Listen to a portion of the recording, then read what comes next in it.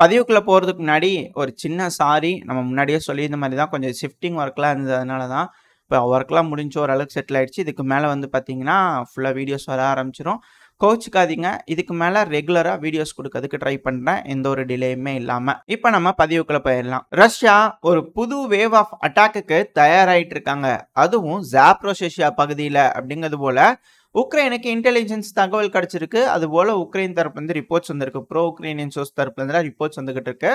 அவங்க எதிர்பார்த்து காத்துக்கிட்டு இருக்காங்க. இந்த ஜாப்ரோசியா பகுதியில் ஒரு மிகப்பெரிய தாக்குதல் ரஷ்யாவால் முன்னெடுக்கப்படலாம் அப்படிங்கிறது போல. காரணம் என்னன்னா, பல இடங்கள்ல இருந்து ரஷ்யாவோட வீரர்களை விட்ரா பண்ண வச்சு இந்த டாக்மேக் பகுதியில் வந்து அதிகமாக அக்குமுலேட் பண்ணிட்டு இருக்கிறாங்க. ஸோ இந்த இடத்துல அதிகமாக அக்யூமுலேட் ஆகிறதுனால ஜாப்ரோசியா பகுதியில் ஒரு அஃபென்சிவ் ஆப்ரேஷனுக்கு தயாராகலாம் அப்படிங்கிற சொல்லப்பட்டுவது. அது மட்டும் இல்லாமல் டீப் ஸ்டேட் மேப்பில் இப்போ வரைக்குமே ஒரு கன்ஃபியூஷனில் இருந்துட்டு இருந்தாங்க. இந்த கிரின்கி பகுதியில் உக்ரைனோட வீரர்கள் இருக்கிறாங்க அப்படிங்கிறதோடய சொல்லிட்டு இருந்தாங்க. ஆனால் இப்போது டீப் ஸ்டேட் மேப்பில் இந்த கர்சன் பகுதியில் வந்து பார்த்திங்கன்னா உக்ரைனோட வீரர்கள் இங்கே விட்ரா ஆகிட்டாங்க அப்படிங்கிறதோட சொல்லப்பட்டுவது. இதுக்கு பின்னாடி இன்னொரு ரீசனும் இருக்குது. பட் ஆனால் ஒரு விஷயம் நம்ம தெரிஞ்சுக்கலாம். ரஷ்யாவோட கட்டுப்பாட்டுக்குள்ளே இருக்கக்கூடிய அந்த கர்சன் பகுதி மட்டும் இல்லை, உக்ரைனோட கட்டுப்பாட்டுக்குள்ளே இருக்கக்கூடிய உக்ரைன் அந்த பகுதியில் கூட, கர்சன் பகுதியில் கூட உக்ரைனோட வீரர்கள் ரொம்ப குறைவாக தான் இருக்காங்க அப்படிங்கிறது போல் புரிஞ்சுக்க முடியுது. ஏன்னா அந்த இடத்துல இதுக்கு முன்னாடி நம்ம ரெகுலராக பார்த்துட்டு இருப்போம் இல்லையா, போட்டில் எப்போ 4 பேர் ஏறி இந்த பக்கம் அந்த பக்கம் வந்துட்டுருப்பாங்க. ரஷ்யாவோட ட்ரோன்கள் தாக்குதல் நடத்திட்டு இருக்கும். சில டைமில் வந்து அந்த வீரர்கள் தப்பிச்சு வந்துடுவாங்க. அவங்களுக்கு வேணுங்க சப்ளைஸ்லாம் கொடுத்துட்டு இருந்தாங்க. ஆனால் இப்போ ப்ரோ உக்ரைனியன்ஸ் வச்சு அங்கே வீரர்களே இல்லை அப்படின்னா மற்ற பக்கத்துலலாம் வந்து பார்த்திங்கன்னா அட்டாக் பண்ணிட்டு இருக்கிறாங்க ரஷ்யன்ஸ். ஸோ அங்கே வீரர்கள் தேவை. அதனால இங்கே இருக்கிற வீரர்களை அந்த பக்கத்தில் ரீடைரக்ட் பண்ணிக்கிறாங்க அப்படிங்கிறத புரிஞ்சுக்கலாம். இதுக்கு பின்னாடி இருக்குது. அது நான் அடுத்து சொல்ல வரேன் அப்படின்றது போல சொல்லியிருந்தேன் இல்லையா, அது அப்புறம் அடுத்தது பார்ப்போம். இப்படி இருக்கும் சமயத்தில் கர்சனே வர்னரபிளாக தான் இருக்குது. அது கூடவே இப்போது ஜாப்ரோசியா பகுதின்னு ஒரு தாக்குதல் பண்ணுறதுக்கு வாய்ப்பு இருக்குது. அப்படின்னா எந்த டைமும் ஜாப்ரோசியாலையும் கர்சன்லையும் ஒரு சேர முன்னேறதுக்கு வாய்ப்புகள் அதிகம் அப்படிங்கிறது போல் நம்மளால் புரிஞ்சுக்க முடியுது. ரெண்டாவது, இவங்க தரப்புலேருந்து இப்படி ஒரு ஸ்டேட்மெண்ட் வர்றதுக்கு அடிப்படையாக ஒரு காரணம் இருக்குது. என்ன அப்படின்னா, சமீபத்தில் ஒரு 2 நாளைக்கு முன்னாடி ரஷ்யாவோட கமாண்டர் இன் சீஃப் இருக்கிறார் இல்லையா, வெலரி கெராஷிமோ அவர்கள், அவர் இந்த வாஸ்டாக் குரூப் ஃபோர்ஸஸ்ன்னு சொல்லுவாங்க. இந்த ஜாப்ரோசியா பகுதியிலேருந்து முன்னேறி ரஷ்ய வீரர்கள் இருக்காங்களே, அவங்க வந்து வாஸ்டாக் குரூப் ஃபோர்ஸஸ்ன்னு சொல்லுவாங்க. ஸோ அந்த கமாண்டரை வந்து பார்த்து விசிட் பண்ணி சூழ்நிலை என்ன ஏதுங்கிறதெல்லாம் தெரிஞ்சுக்கிட்டு அதுக்கப்புறம் அங்கேருந்து கிளம்பி போயிருக்கிறாரு. அந்த சமயத்தில் அவர் வந்த அந்த சமயத்தில் பயங்கரமான தாக்குதல், எதுக்கோ வெறி பிடிச்சி தாக்கியிருக்கிறாங்க. பட் ஆனால் வெறிகொண்ட வேங்கைகளின் தாக்குதல் சக்ஸஸ் ஆச்சா இல்லையா அப்படிங்கிறது தெரியல. கெராஷிமோ அவர்களுக்கு ஏதாவது ஆச்சா அப்படிங்கிறது போல் எந்த இன்ஃபர்மேஷன் வரல. பட் ஆனால் அவர் 2-3 நாள் கழிச்சு ரஷ்யாவோட மினிஸ்டர் ஆஃப் டிஃபென்ஸ் மீட்டிங்கில் இருப்பார் அப்படிங்கிறத மாற்றுக்கத்தில். பட் ஆனால் தாக்குதல் உக்ரைன் தரப்பு ட்ரை பண்ணிக்கிறாங்க. பட் ஆனால் எதுவும் இல்லை. அவர் அங்கே வந்து விழாவெல்லாம் சிறப்பிச்சுட்டு மேபி அங்கே இருக்கிறவங்களுக்குலாம் ஹானர் பண்ணிட்டு கூட போயிருக்கலாம். அவர் வந்துட்டு போனதுக்கப்புறம் உக்ரைன் தரப்பு இப்படி ஒரு ஸ்டேட்மெண்ட் வருது அப்படிங்கும்போது அவங்க ஏதோ ஸ்மெல் பண்ணிக்கிறாங்க அப்படிங்கிறத புரிஞ்சுக்கலாம். இப்போ நம்ம இந்த கெர்சன் கதைக்கு வரலாம். ஏன் கெர்சன் பகுதியில் அவங்களோட அஃபென்சிவ் ஆப்ரேஷனை விட்டுட்டாங்க? ஏன்னா இப்போதைக்கு உக்ரைனுக்கு ஃப்ரண்ட் லைனில் பல ஃப்ரண்ட் லைன்லையும் வீரர்கள் தேவை. அதுவும் குறிப்பாக இப்போ 2 நாளைக்கு முன்னாடி சுமியில் வந்து பார்த்தீங்கன்னா ஒரு 16 செட்டில்மெண்ட், இந்த சுமிக்கும் கர்கிவுக்கும் பேரலாக இருக்கக்கூடிய ரஷ்யாவோட வில்லேஜஸில் வந்து ரஷ்யன்ஸ் வந்து பார்த்தீங்கன்னா சிவிலியன்ஸ் வந்து பயன்படுத்துறதுக்கு தடை அப்படிங்கிறதோட சொல்லிட்டாங்க. ரஷ்யாவோட பகுதிக்குள்ளே இருக்கக்கூடிய வில்லேஜஸ் தான் சிவிலியன்ஸ் ஆக்சஸ் பண்ணக்கூடாது அப்படிங்கிறதுக்கான தடையை விதிச்சிட்டாங்க. ஏன்னா உக்ரைன் மேபி அங்கே தாக்குதல் பண்ணலாம், அங்கே இருக்கிறவங்களுக்கு சேஃப்டி கிடையாது. ரெண்டாவது, அங்கே சிவிலியன்ஸ்லாம் இருந்தாங்க அப்படின்னா ரஷ்ய வீரர்கள் அங்கே ஆயுதங்கள்லாம் வச்சுருப்பாங்க. மேபி அதில் உக்ரைனியன்ஸும் கலந்து ஏதோ ஒரு இன்ஃபர்மேஷன்லாம் லீக் அதுக்கு வாய்ப்பு இருக்குது. அதனால சிவிலியன்ஸுக்கு ஆக்சஸ் இல்லை அப்படிங்கிறதோட சில பல வில்லேஜஸ்க்கு வந்து சொல்லிக்கிறாங்க. மொத்தம் ஒரு 16 வில்லேஜஸ் கிட்ட சொல்லிக்கிறாங்க. ஸோ இதெல்லாம் வச்சு பார்க்கும்போது கர்கிவ்லையும் சரி சுமிலையும் சரி ஒரு மிகப்பெரிய அஃபென்சிவ் ஆப்ரேஷனுக்கு வாய்ப்புகள் இருக்குது. ஸோ இதெல்லாம் தெரிஞ்சுக்கிட்டதுனால தான் உக்ரைன் இந்த கர்சன் பகுதியிலிருந்து அதிகமான வீரர்களை எடுத்துட்டாங்க அப்படிங்கிறது போல சொல்லப்பட்டு வருது. இப்போ ஆல்ரெடி இந்த டொனஸ்கில் இருக்கக்கூடிய அந்த சுமின்ற செட்டில்மெண்ட்டில் எப்படி முன்னேறி வந்துட்டு இருக்காங்க ரஷ்யன்ஸ் அப்படிங்கிறது பார்க்க முடியுது இல்லையா. இப்போ அதே போல் ஜாப்ரோசியாலையும் அதிகமான வீரர்களை அக்குமுலேட் பண்ணுறாங்கன்னா கெர்சனில் இருக்கக்கூடிய வீரர்களையும் விட்ரா பண்ண வச்சுட்டு இருக்கிறாங்க Ukraine. So maybe possibly Kherson பகுதியிலும் ஒரு அஃபென்சிவ் ஆப்ரேஷன் இருக்கலாம் அப்படிங்கிறது போல் நம்ம முன்னாடி சொல்லிட்டு இருந்தோம் இல்லையா. ஸோ இப்போ அதுக்கான ஸ்டெப்ஸ் எல்லாம் வந்து கிளியர் ஆகிட்டே இருக்குது. ரஷ்யன்ஸ் பல முனை தாக்குதல் பல இடங்கள்லையும் முன்னேறதுக்கு வாய்ப்புகள் அதிகம் அப்படிங்கிறத புரிஞ்சுக்க முடியுது. ரெண்டாவது, இப்போ மாரலி ரஷ்யன்ஸ் ரொம்ப ஸ்ட்ராங்காக இருக்காங்க. ஏன்னா பல இடங்கள்லையும் முன்னேறிட்டு இருக்காங்க. உக்ரைனியன்ஸ் பல இடங்களையும் வீழ்ந்துட்டு இருக்காங்க இல்லையா. ஸோ அந்த ஒரு காரணத்தினால இது ஒரு மாரல் பூஸ்டாக இருக்கும். ரஷ்யன்ஸ் இன்னும் பல இடங்களில் முன்னேறதுக்கு அதிகமான வாய்ப்புகள் இருக்குது அப்படிங்கிறத புரிஞ்சுக்க முடியுது. இது எல்லாத்துக்கும் மேலே இந்த கர்கிவ் பகுதியில் உக்ரைனோட வீரர்கள் எந்த அளவுக்கு இருப்பாங்க அப்படின்னா 95,000 சோல்ஜர்ஸ் இருக்காங்களாம். இதே ரஷ்ய தரப்பில் வந்து பார்த்தீங்கன்னா 15,000 வீரர்கள் தான் இருக்காங்க அப்படிங்கிறதோட சொல்லப்பட்டு வருது. ஸோ மென் அட்வான்டேஜஸ்ன்னு பார்க்கும்போது ரொம்ப அதிக அளவில் உக்ரைனுக்கு தான் இருக்காங்க. ஆனால் அதை எப்படி ரஷ்யா டேக்கிள் பண்ணுறாங்கன்னா ஃபுல்லாக ஃபேப் குண்டுகள் தான். இப்போ கூட ஒரு வீடியோ பதிவுகளோட இருக்கும். இது அந்த லிப்ஸி பகுதியில் போடப்பட்ட குண்டு தான். ஒரு குண்டுனால ஒரு 30-40 பேர் இறந்துட்டாங்க அப்படிங்கிறத ரஷ்ய தரப்புன்னு சொல்கிறாங்க. இது போல் தொடர்ந்து நடந்துக்கிட்டே தான் இருக்குது. அதிகமான ஏர் டாமினன்ஸ் ரஷ்யா கிட்ட இருக்குது.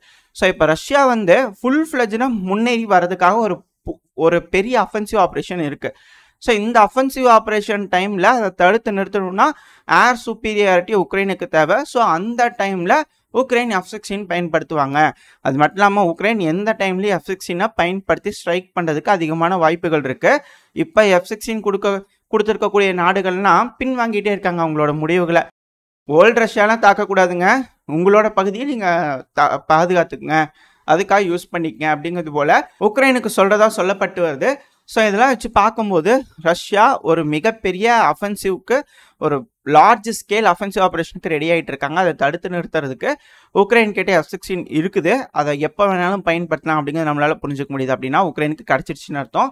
ரெண்டாவது அதை கவுண்டர் பண்ணுறதுக்காக ரஷ்யா தரப்பில் MiG-31 ரக விமானங்கள் தயாராகிட்டு இருக்கு அப்படிங்கிறத புரிஞ்சுக்கலாம். ஸோ இதையெல்லாம் செட் ஆனதுக்கப்புறமா ஒரு நல்ல நேரம் பார்த்து ஆயுத பூஜை போட்டுக்குவாங்க. 2 பேரும் மாறி மாறி அடிச்சுக்குவாங்க பல இடங்கள்லையும் அப்படிங்கிறதோட புரிஞ்சுக்க முடியுது. இந்த டைமில் ரஷ்யா முன்னேறி வந்து எந்த அளவுக்கு பகுதிகளை பிடிக்கிறாங்களோ அது ஃபுல்லாக பிடிச்சிக்கிட்டோம்.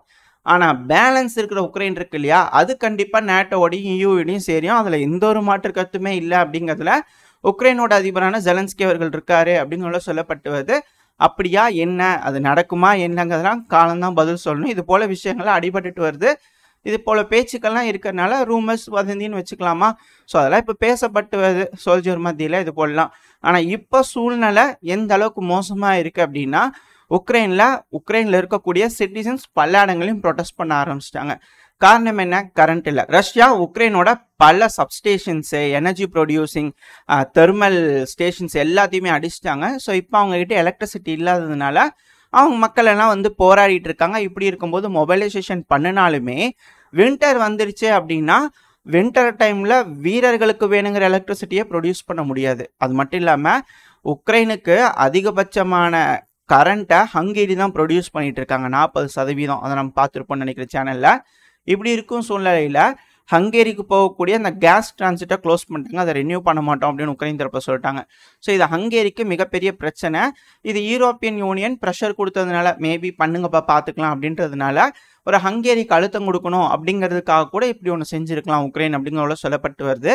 பட் ஆனால் ஹங்கேரி அதை பற்றி கவலைப்படுற மாதிரி தெரியல. அவங்க ஆல்டர்னேட் ரூட்டுக்கு பிளான் பண்ணிட்டு இருக்காங்க அப்படிங்கிறத சொல்லப்பட்டு வருது. ஒரு புது பைப்லைனை பற்றி பேசிகிட்டு இருக்காங்க ரசல் பரசலா அப்படிங்கிறத சொல்லப்பட்டு வருது. இது எப்படி போகும்னா துருக்கி வழியாக கீழே பல்கேரியா வழியாக போய் போகும் அப்படிங்கிறத சொல்லப்பட்டு வருது. அப்படியா என்னங்கிறதையும் நம்ம வெயிட் பண்ணி தான் பார்க்கணும். ஆல்ரெடி துருக்கியில் ஒரு கேஸ் பைப்லைன் இருக்குது. அதுலேருந்து வேறு ஏதாவது ஒரு புது ப்ராஜெக்டா இல்லை அதுலேயே அதிகமாக கேஸ் வாங்குவாங்களா அப்படிங்கிறது தெரியல. பட் ஆனால் பொறுத்துன்னு தான் பார்க்கணும். ஸோ எப்படி சுற்றி பார்த்தாலுமே உக்ரைனுக்கு சூழ்நிலை கொஞ்சம் சரியில்லை. அதுபோல் ஹங்கேரிக்கு ப்ரெஷர் கொடுக்கும்போது கரெக்டான வின்டர் டைமில் வரும்போது ஹங்கேரி வந்து நீ கேஸ் கொடுக்காதப்பா பரவாயில்ல அப்படிங்கிறதோட முடிவெடுக்கிறாங்கன்னு வச்சுக்கோங்களேன். அந்த டைமில் ரஷ்யா ஒரு ஃபுல் ஸ்கேல் அஃபென்சிவ் எடுக்கிறாங்க அப்படிங்கும்போது சோழி முடிஞ்சிடும் உக்ரைனில் அப்படிங்கிறது போலலாம் அனலிஸ்ட் தரப்பில் பேசிகிட்டு இருக்காங்க. அது நடக்குமா என்ன அப்படிங்கிறது பார்க்கணும். ஏன்னா வின்டரில் அஃபென்சிவ் எடுப்பாங்க அப்படிங்கிறாங்க ரஷ்ய தரப்புலேருந்து. அது ஆல்ரெடி நடந்ததான், World War II நடந்ததான். அதே போல் ஒரு இன்சிடென்ட் நடக்க வாய்ப்பு இருக்குது. இதுக்கு முன்னாடி அதாவது 2022 இந்த கீவை முற்றுகையிடுறதுக்காக உள்ளே வந்திருந்தாங்க இல்லையா, அந்த டைமில் வந்து பார்த்திங்கன்னா எந்த ரூட்டில் ஃபாலோ பண்ணுறாங்களோ அதே மாதிரியான ரூட்டில் சுமியில் பல பகுதிகளும் ரஷ்யா பிடிச்சிருக்கலாம். இன்னும் ரஷ்யா தரப்புலேருந்து எதையும் சொல்ல மாட்டேறாங்க. அப்படி ஒரு வேளை ரஷ்யாவோட எம்ஓடி தரப்புலேருந்து ஓப்பன் பண்ணும்போது நிலைமையே தலைகீழாக இருக்கும். பல செட்டில்மெண்ட்ஸ் உக்ரைனில் விழுந்திருக்கும். பல இடங்கள் ரஷ்யாவோட கட்டுப்பாட்டுக்குள்ளே இருக்கும் அப்படிங்கிறத சொல்லப்பட்டு வருது. ஏன்னா ஒரு வீடியோ பதிவு லோடாக இருக்கும். இந்த வீடியோ பதிவை செசிவியாரோட சென்ட்ரலில் இருக்கக்கூடிய ஒரு பகுதி, அதாவது செசிவியாரோட கால்வாய்க்கு கிழக்கு பகுதியில் தான் ரஷ்யன்ஸ் இருக்காங்க அப்படிங்கிறது தான் இப்போதைக்கு இருக்கக்கூடிய மேப்பு. ரஷ்ய தரப்புலேருந்து எதுவுமே சொல்ல மாட்டேறாங்க அப்படிங்கிறத நம்ம பதிவு பண்ணிகிட்டே இருக்கிறோம் இல்லையா. அது ஏன்ற காரணம் இப்போ தான் புரியும். உக்ரைன் வந்து பார்த்தீங்கன்னா அந்த செசிவியாரோட மேற்கு பகுதி, இந்த கால்வாயோட மேற்கு பகுதியில் இருக்கக்கூடிய செசிவியா இருக்கு இல்லையா, அதில் பார்க்கும்போது சென்டராக இருக்கக்கூடிய ஒரு பில்டிங், அது வந்து ஸ்கூர் பில்டிங் அப்படிங்கிறத சொல்லப்பட்டது. அந்த பில்டிங் மேலே உக்ரைன் வந்து குண்டு போட்டிருக்கோம் பாருங்க அப்படிங்கிறத சொல்லிக்கிறாங்க. ஒரு வீடியோ பதிவு வந்திருக்கு. இது பயங்கர ஷாக்கிங்காக இருந்திருக்கு பல மேப்பர்ஸ்க்கும் சரி, பல அனலிஸ்ட்க்கும் சரி ஷாக்கிங் சர்ப்ரைஸாக இருந்திருக்கு. என்னப்பா இங்கே வந்துட்டாங்களா ரஷ்யா அப்படிங்கிறது போல நம்ம முன்னாடியே சொல்லிட்டு இருந்தோம் இல்லையா. இந்த நோவி பகுதி வழியா அங்கே இருக்கக்கூடிய காட்டு பகுதியில் ரஷ்ய வீரர்கள் சபாட்டாஜ் ஆப்ரேஷன் பண்ணிட்டு இருக்காங்க, நம்ம தகுந்த வட்டாரத்துலேருந்து செய்திகள் கிடச்சிட்டு இருக்கு அப்படிங்கிற சொல்லியிருந்தோம் இல்லையா. ஸோ அதெல்லாம் வச்சு பார்க்கும்போது கன்ஃபார்ம் ஆயிடுச்சு. ரஷ்யா வந்து கிழக்கு பகுதியில் அந்த கால்வாயோட கிழக்கு பகுதியிலேருந்து கிராஸ் பண்ணி அந்த நோவின்னு ஒரு பகுதி இருக்கு இல்லையா, அதோட காட்டு பகுதியில் முன்னேறி வந்து அது ஃபுல்லாக அவங்க கட்டுப்பாட்டுக்குள்ளே எடுத்துட்டாங்க. அதெல்லாம் இன்னும் ரிப்போர்ட் பண்ணவே இல்லை. உக்ரைன் இந்த தாக்குதல் நடத்துறதை வச்சு நம்மளால புரிஞ்சுக்க முடியுது ரஷ்ய வீரர்கள் அந்த பகுதியில் முன்னேறிக்கிறாங்க அப்படிங்கிறது போல. இது போல ஃப்ரண்ட் லைனில் பல இடங்கள்லையும் ரஷ்ய வீரர்கள் முன்னேறி இருக்கலாம். இப்போ இருக்கக்கூடிய ஃப்ரண்ட் லைன் தான் அப்படின்னு சொல்ல முடியாது. ஏன்னா ரஷ்ய தரப்புலேருந்து கிளியரான ரிப்போர்ட்ஸ், கிளியரான விஷயங்கள் சொல்ல மாட்டேறாங்க. அவங்க ஒன்ஸ் சொல்லும் போது தான் நம்மளுக்கு தெரியும் எந்த அளவுக்கு முன்னேறி வந்திருக்கிறாங்கன்னு. அவங்க சொல்லும் போது உண்மையாலுமே பல நபர்களுக்கும் ஷாக்கிங்காக இருக்கும். ஓ இந்த அளவுக்கு வந்துட்டாங்களா அப்படிங்கிறது போல். ஆல்ரெடி ஃப்ரண்ட் லைன் கொலாப்ஸ் ஆயிரும் சொல்லிட்டு இருந்தோம் இல்லையா. ஃப்ரண்ட் லைன்லாம் ஆல்ரெடி கொலாப்ஸ் ஆயிடுச்சு. பல இடங்கள்லையும் பிரீச் ஆகி ரஷ்ய வீரர்கள் முன்னேறிட்டாங்க. அடுத்தது இந்த டொனஸ்க் பகுதியில் இருக்கக்கூடிய உக்லிடார். இந்த உக்லிடாருக்கும் ஒடைனிக்கு நடுவில் வந்து பார்த்தீங்கன்னா மேப்பில் காட்டுறேன் ஒரு ரோடு இருக்குது இல்லையா. அந்த ரோடு 00532 அந்த ரோடு கிட்ட ரஷ்ய வீரர்கள் வந்துட்டாங்க அப்படிங்கிறத புரிஞ்சுக்க முடியுது. சைடில் வீடியோ பதிவுகளோட இருக்கும், பார்த்தீங்களே தெரியும். ரஷ்யாவோட ஸ்ட்ராமா சால் ஸ்குவாட் அங்கே வந்திருக்கு. இது ஒரு பதிவில் 2-3 பதிவுகள் ரிலீஸ் பண்ணியிருக்கிறாங்க. இது எல்லாமே உக்ரைன் தரப்புலேருந்து கொடுத்தது தான். பாருங்க ரஷ்யா அங்கே வந்தாங்க, குண்டில் மாட்டி வெடிச்சிருச்சு வண்டி அப்படிங்கிறது போல் வீடியோ பதிவு விட்டுருக்குறாங்க. ஸோ இதை வச்சு பார்க்கும்போது ஆனால் அதுக்கு முன்னாடியே அந்த வண்டிக்குள்ளே இருக்கக்கூடிய ரஷ்ய வீரர்கள்லாம் இறங்கி அந்த ட்ரீ லைனை பிடிச்சிட்டாங்க. அதை நான் இப்போ கரெக்டாக உங்களுக்கு மார்க் பண்ணி காட்டுறேன், உங்களுக்கு புரியும். ஸோ அந்த 00532 லைனை வந்து பிடிச்சிட்டாங்க. இதுக்கப்புறம் ஒடைனிங்கிறது வந்து பார்த்திங்கன்னா பெரிய அளவில் ஹைரேஸ் பில்டிங் இருக்கிற மாதிரிலாம் இல்லை, கொஞ்சம் டிஃபென்ஸ் வந்து கம்மியாக தான் இருக்கும். ஸோ ஈஸியாக ரஷ்ய வீரர்கள் இங்கே இருக்கிற பக்கவாட்டு தாக்குதல் பண்ணி மரவரிசைகள்லாம் பிடிச்சதுக்கப்புறமா உங்களுக்கு பார்த்தீங்கன்னாலே தெரியும் ஒரு இடத்துல முன்னேறி இருக்கிறாங்க பீக் மாதிரி. ஸோ அவங்களுக்கு அந்த முன்னேறி இருக்கிறதோட இடது பக்கமும் வலது பக்கமும் இருக்கக்கூடிய மரவரிசைகளை அவங்க கட்டுப்பாட்டுக்குள்ளே ஈஸியாக எடுத்துருவாங்க. எடுத்ததுக்கப்புறமா ஏன்னா பின்புறமாக தாக்குதல் பண்ண முடியும் இல்லையா. ஸோ அதை எடுத்ததுக்கப்புறமா அந்த ரோடை கிராஸ் பண்ணி ஒடைனிக்கு போய் பிடிச்சிட்டாங்க அப்படின்னா, ஒடைனிக்கு அப்படியே கீழே வந்து பார்த்தீங்கன்னா ஒடைனிக்கு உக்லிடாருக்கு நடுவில் வந்து ஒரு கோல் மைன் இருக்குது. அந்த மைனையும் அவங்க ரஷ்யா கட்டுப்பாட்டுக்குள்ள எடுத்துட்டாங்கன்னா அடுத்தது உக்லிடார் தான். உக்லிடாரை வந்து சுற்றி வளைச்சு அட்டாக் பண்ண முடியும். இதுக்கு முன்னாடி நம்ம சொல்லியிருந்தோம் இல்லையா, ரஷ்ய வீரர்கள் பெரும்பாடுபட்டு ஒன்றும் பண்ண முடியாத ஒரு பகுதினா அது உக்லிடார் தான். அதுக்கு காரணம் ஹைரேஸ் பில்டிங். இது ஒரு மிகப்பெரிய சிட்டாடல், அதாவது பாதுகாப்பாக வச்சுக்கக்கூடிய ஒரு பகுதி. இந்த பகுதி உக்ரைன் வந்து ரொம்ப பெரிய கோட்டைன்னு சொல்லக்கூடிய ஒரு பகுதி. ஸோ அதை தகர்த்தெறிஞ்சிட முடியும். ஏன்னா சுற்றி வளைச்சு பல முனை தாக்குதல் உக்லிடாரில் பண்ண முடியும். ஸோ அதனால இந்த பகுதியில் விழுந்துருச்சு அப்படின்னா த லாஸ்ட் ஹோப் உக்ரைனுக்கு முடிஞ்சிருச்சுன்னு அர்த்தம். ஸோ டொனஸ்கோட தென்மேற்கு பகுதியில் முன்னேற ஆரம்பிச்சிட்டாங்க அப்படின்னா என்டையர் டொனஸ்கோட அந்த டிஃபென்ஸ் லைனும் கம்ப்ளீட்டாக ப்ரீச் ஆகிடும். ஆல்ரெடி ப்ரீச் ஆகிடுச்சு, கம்ப்ளீட்டாக ப்ரீச் ஆகிடும். அதுக்கப்புறம் டிஃபென்ஸ் பண்ணுறதுக்கு உக்ரைனுக்கு எந்த ஒரு செட்டில்மெண்ட்ஸுமே இருக்காது, ஈஸியாக ப்ரீச் பண்ணிட்டு வந்துடுவாங்க அப்படிங்கிற சொல்லப்பட்டுவது. இது எல்லாமே நடக்குமா என்ன அப்படிங்கிறத பொறுத்திருந்து பார்ப்போம். இப்போதைக்கு வரக்கூடிய செய்திகள் உக்ரைன் தரப்புலேருந்து சில இடங்களில் ரஷ்யா முன்னேறி இருக்கிறாங்க, சில பகுதிகளில் அவங்க சண்டை பிடிச்சிட்டு இருக்காங்க அப்படிங்கிறது போல செய்திகள்லாம் வந்துட்டு இருக்கு. இதெல்லாம் வச்சு நம்மளோட புரிதல் என்ன, அதுக்கப்புறம் உக்ரைன் தரப்புலேருந்து என்ன சொல்லியிருக்கிறாங்க அப்படிங்கிறத பார்த்துருக்கோம்.